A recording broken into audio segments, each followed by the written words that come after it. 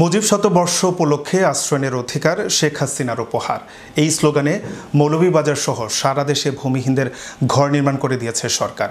সে সময় আশ্রয়কেন্দ্রের ঘর দেওয়ার কথা বলে ভূমিহীন 10টি হতদরিদ্র পরিবারের কাছ থেকে 1,26,000 টাকা নেওয়ার অভিযোগ উঠেছে মৌলভীবাজারের শ্রীমঙ্গল উপজেলার 5 নং কালাপুর ইউনিয়ন পরিষদের 7 নং ওয়ার্ডের সাবেক মেম্বার মিরাজ মিয়ার বিরুদ্ধে।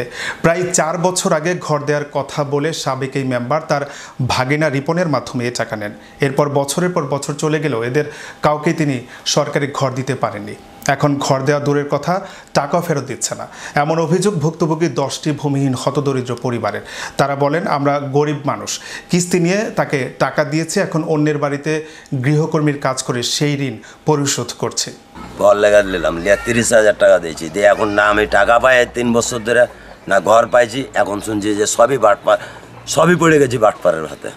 জিয়ার হাতে আমি টাকাটা দিয়েছি, জিয়াওটা কয় যে ওর কাছে টাকা দিয়ে দিয়েছি, ও কয় ওর কাছে টাকা দিয়েছি। তো আমি জিয়া টাকাটা দিয়েছি আমি জিয়ার হাতে, জিয়া দিয়েছে মেম্বারের হাতে। হোটেলের মধ্যে আমার সামনে দিয়েছে মেম্বারের হাতে 30,000 টাকা। প্রধানমন্ত্রী যে ঘর দিবা গরিবরা এটা জানি না স্যার, এটা আমরা হইতাম পারি না। এর পরে উনা যায় এখানেও আইসি, এখন উনা যায় সরকারি ঘর।